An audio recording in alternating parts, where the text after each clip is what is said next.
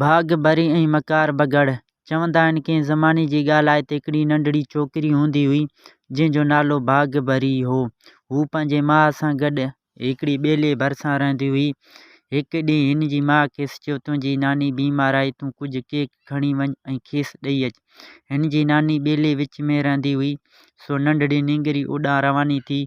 हू जॾहिं ॿेले अंदरि पहुती तॾहिं ओचितो हिकिड़ो मकार बगड़ टप ॾेई ॿाहिरि आयो ऐं चयईं, नंढड़ी निंगरी, तुंहिंजो नालो छा आहे? हिन डिॼी डिॼी पंहिंजो नालो ॿुधायो। पोइ उन मकार बगड़ पुछियो, तूं केॾांहुं वञी रही आहीं?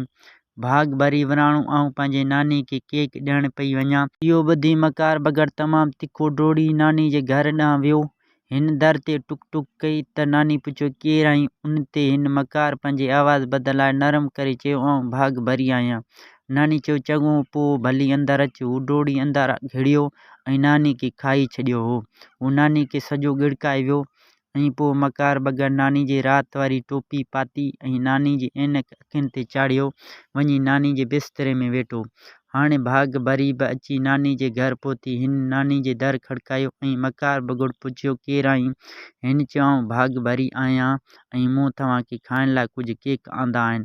पोइ मकार बगड़ नरम आवाज़ में चयो, मुंहिंजी मिठी अंदरि अचु। मकार बगड़ जो नरम आवाज़ ॿुधी ईअं भाग भरी नानी जे घर अंदरि घिड़ी आयो। हिन बगड़ खे ई पंहिंजी नानी करे सम्झो।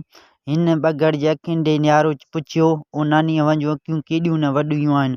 मकार बगड़ चयो, त उन लाइ तोखे चङी नमूने ॾिसी सघां, मुंहिंजी प्यारी। पोइ वरी नंढड़ी बगड़ जे कननि ॾे निहारो ऐं पुछियो, त ओ नानी, अव्हांजा कन केॾा न वॾा आहिनि? मकार बगड़ यकदमि चयो, उन करे त आऊं तोखे सुठे नमूने ॿुधी सघां। पोइ वरी हिकु दफ़ो ॿीहर नंढड़ी नींगर नानी ॾे निहारियो ऐं चयो, त ओ नानी, तव्हांजा ॾंद केॾा न वॾा आहिनि?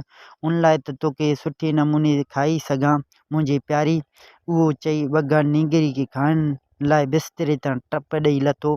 पोइ उन वक़्तु हिकिड़ी काठियर बगड़ जी ॻाल्हि ॿुधे वरिती ऐं हू कुहाड़ी खणी डोड़ी अंदरि आयो। अचण सां ई पंहिंजे कुहाड़ी सां बगड़ खे बादि करे छॾियो। ख़ुदा जे कुदरत सां नानी उतां ई जेरी निकिती आई ऐं उन खां पोइ नानी बिस्तरे ते वञी वेठी ऐं उन सभिनी चांहि ऐं केक खाधा। ईअं मकार बगड़ जी पुॼाणी थी ऐं उन सां ई हीअ कहाणी बि ख़तमु थी वियो आहे। वधीक अहिड़ा कहाणी ॾिसण लाइ असांजे यूट्यूब चैनल सिंधी मालूमात खे सब्सक्राइब करणु न विसारींदा। दोस्तों, मिलंदासीं नई वीडियो में। हिन वक़्तु अल्लाह हाफ़िज़।